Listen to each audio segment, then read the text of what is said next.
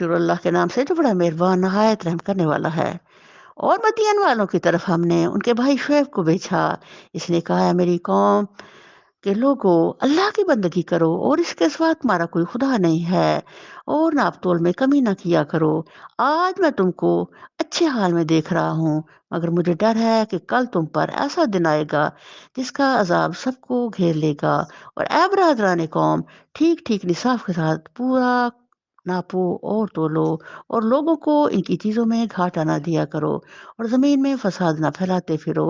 اللہ کی دی ہوئی بچہ تمہارے لیے بہتر ہے اگر تم مومن ہو، اور بہرحال میں تمہارے اوپر کوئی نگران کار نہیں ہوں۔ اب یہ شعیب علیہ السلام کی قوم کی بدترین صفت تھی کم تولنا، لیتے پورا اور دیتے کم۔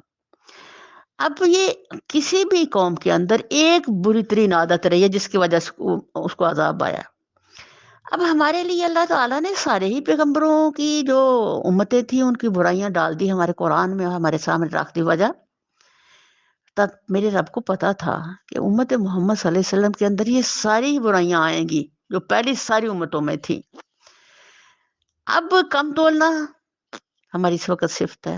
آپ بازار جاتے ہو، آپ کو اس طریقے سے دینے والا دھوکہ دیتا ہے، کم پیمائش کرتا ہے، کم تولتا ہے، اور اس طرح سے چکر دیتا ہے کہ وہ یہ نہیں سمجھتا کہ یہ جو کچھ میں اپنے گاہک کے ساتھ کر رہا ہوں وہ ایکچوئل میں اپنا نقصان کر رہا ہوں۔ بھائی اللہ تعالیٰ چاہے تو اپنے جو اس کو کم دیا ہے اس میں اللہ برکت ڈال دے، اس کی ضرورت اس پہ پوری ہو جائے، اور تم نے اس سے جو زیادہ لیا ہے قیمتاً تو اس میں اللہ تعالیٰ تمہیں بے برکتی ڈال دے اور تمہیں اس میں وہ فائدہ نہ ہو۔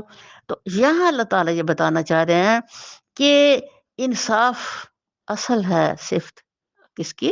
تیرے رب کی۔ تو زمین پر تم لوگ بھی جو ہو انصاف کرنے والے بنو، اور دینے لینے کے معاملے میں تمہارا جو رویہ ہے وہ کتنا پیور ہونا چاہیے کہ مومن ہونے کی حیثیت سے، کیونکہ یہ دینے لینے کے معاملے نے ایک قوم کو ایسا تباہ کیا کہ برباد کر کے رکھ دیا۔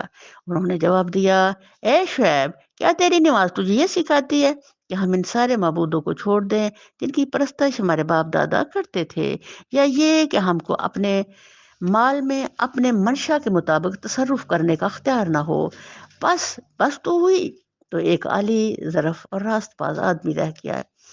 اب انسان کا سب سے بڑا دھوکہ یہ ہے کہ جو اللہ اس کو مال دیتا ہے اس مال کا وہ اپنے آپ کو مالک سمجھنا شروع کر دیتا ہے، اور کلی اختیار سمجھتا ہے اب میرا ہے، اب جو کچھ میرا ہے یہ میں نے ہی کمایا ہے اور میں جیسے کروں چاہوں کروں۔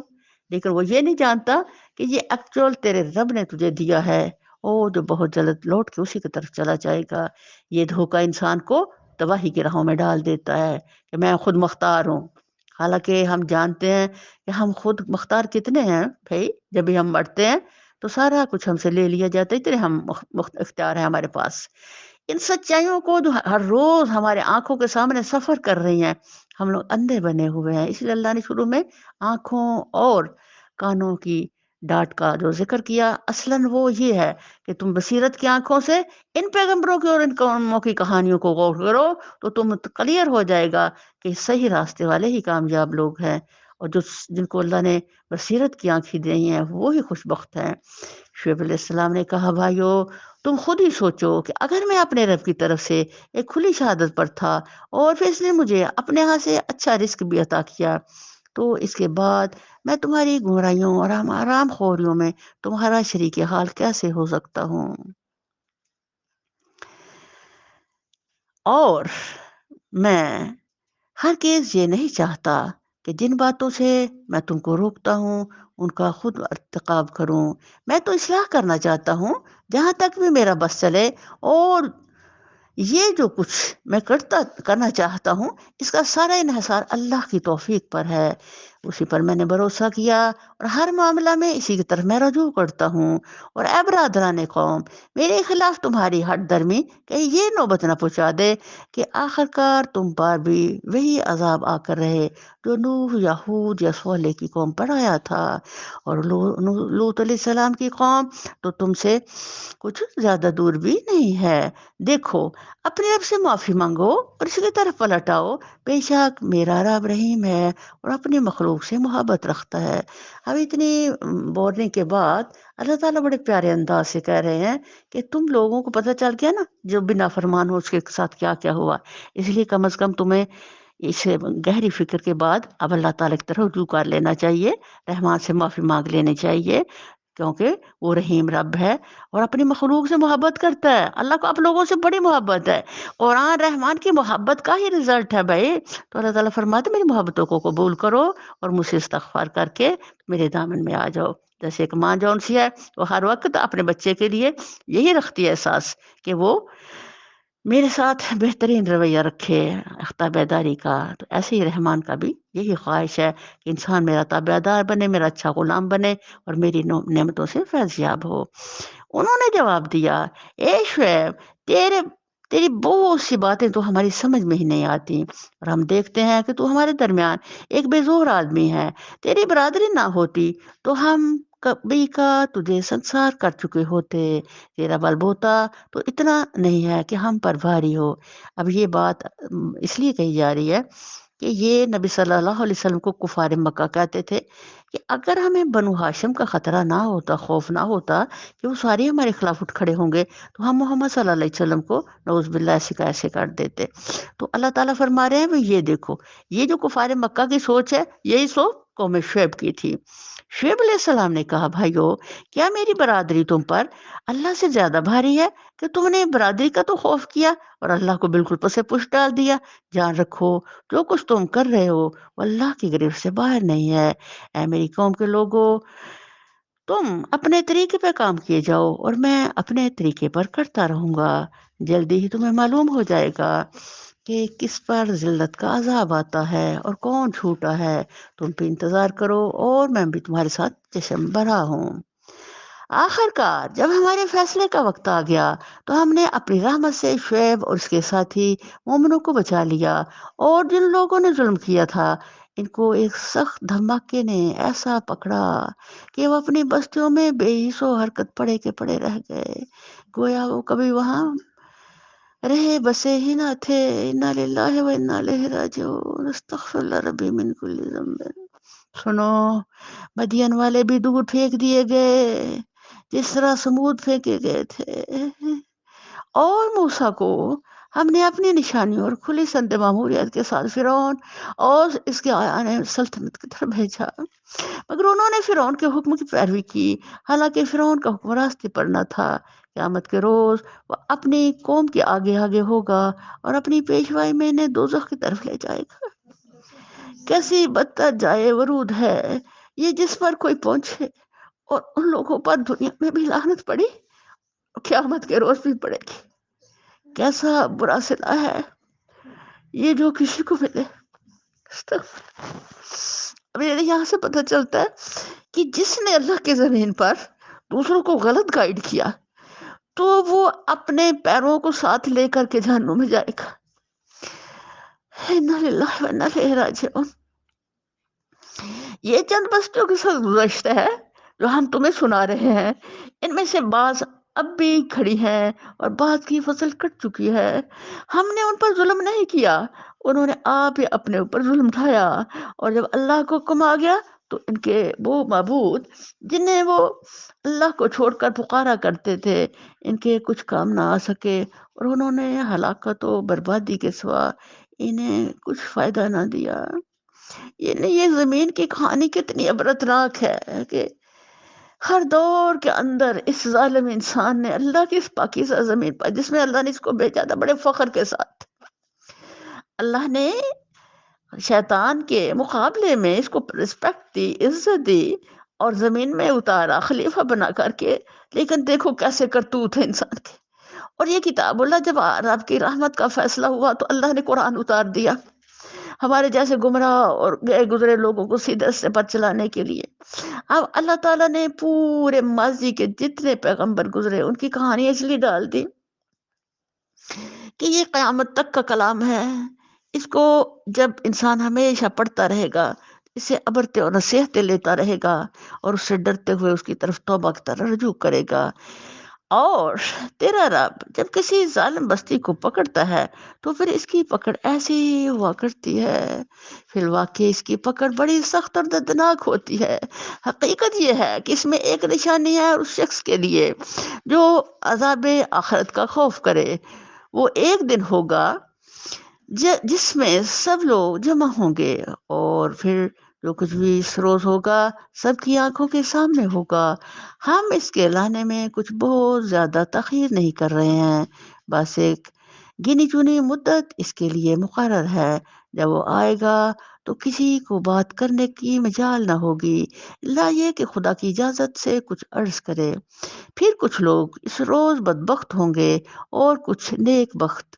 جو بدبخت ہوں گے وہ دوزخ میں جائیں گے، جہاں گرمی اور پیاس کی شدت سے وہ ہانپیں گے اور پھنکارے ماریں گے، اور اسی حالت میں وہ ہمیشہ رہیں گے جب تک زمین و آسمان قائم ہے۔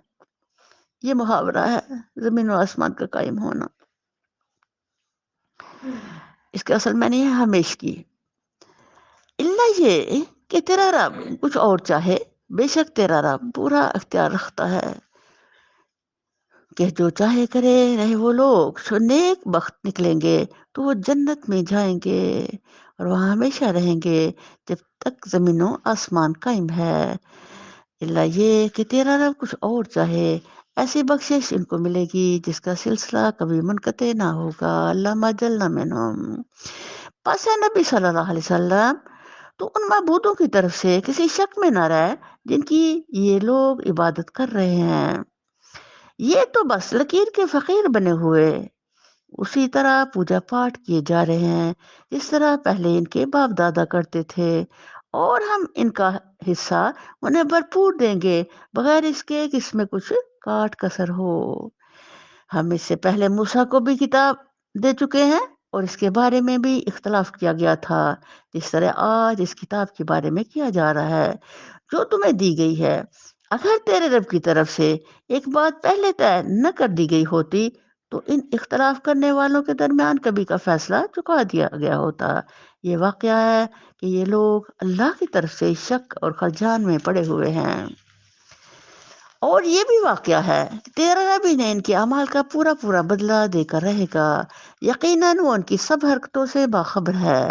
پس اے نبی صلی اللہ علیہ وسلم تم اور تمہارے وہ ساتھی جو کفر و بغاوت سے ایمان و اطاعت کی طرف پلٹ آئے ہیں، ٹھیک ٹھیک راہ راست پر ثابت قدم رہو جیسا کہ تمہیں حکم دیا گیا ہے، اور بندگی کی حد سے تجاوز نہ کرو۔ جو کچھ تم کر رہے ہو اس پر تمہارا رب نگاہ رکھتا ہے۔ ان ظالموں کی طرف ذرا نہ جھکنا ورنہ جہنم کی لپیٹ میں آ جاؤ گے، اور تمہیں کوئی ایسا ولی اور سرپرست نہ ملے گا جو خدا سے تمہیں بچا سکے، اور کہیں سے تم کو مدد نہ پہنچے گی۔ ہائے، اور دیکھو، نماز قائم کرو دن کے دونوں سروں پر اور کچھ رات گزرنے پر۔ یہ ہے نماز فجر، نماز مغرب اور نماز عشاء کا اشارہ۔ اب یہاں دیکھیں کہ اللہ تعالیٰ نے ایک اشارے سے بتایا نا کہ دیکھ نماز قائم کرو دن کے دونوں سروں پر۔ تو کسی بھی چیز کا جو قرآن میں اشارہ دیا گیا اس کا پریکٹیکل نبی کریم صلی اللہ علیہ وسلم نے کیا، اور نبی صلی اللہ علیہ وسلم کو وہ پریکٹیکل کس نے بتایا؟ جبریل علیہ السلام نے۔ تو جبریل علیہ السلام نے یہ نماز نبی صلی اللہ علیہ وسلم کو پڑھ کے تو خود گائیڈ کر کے اور امامت کروا کر کے سنائی، تاکہ لوگ نبی صلی اللہ علیہ وسلم کے اتباع میں وہ نماز پڑھ سکیں جو اللہ کی طرف سے ایک پریکٹیکل کے طور پر دی گئی ہے۔ تو یہاں ان اشاروں کو جو اصلاً ہمارے ساتھ عمل کی شکل میں لائے وہ میرے نبی صلی اللہ علیہ وسلم تھے، اس لیے قرآن کی تشریح اور تفسیر اور اس کا پریکٹیکل خود نبی کریم صلی اللہ علیہ وسلم ہے۔ جب تک ہم نبی صلی اللہ علیہ وسلم کی زندگی کو نہیں دیکھتے تب تک ہم قرآن کو کمپلیٹ نہ سمجھ سکتے ہیں اور نہ اس پر عمل کر سکتے ہیں۔ در حقیقت نیکیاں برائیوں کو دور کر دیتی ہیں، یہ ایک یاد دہانی ہے ان لوگوں کے لیے جو خدا کو یاد رکھنے والے ہیں اور صبر کر اللہ نیکی والوں کا اللہ نیکی کرنے والوں کا اجر کبھی ضائع نہیں کرتا۔ سبحان اللہ۔ اللہ تعالیٰ بار بار یہ تسلی اور تشفی اس لیے ہم کو دے رہے ہیں کہ نیک لوگ جو ہیں وہ बड़े इस्तेहकाम के साथ, यकीन कामिल के साथ और पूरे ईमान कामिल के साथ अपनी नेकियों में हम तन रहे। कभी उनको शक हम बाज़ औक़ात है कि पता नहीं नमाज़ पढ़ी है कबूल हुई है कि नहीं, पता नहीं फलानी की ये क्या कबूल हुई है कि नहीं।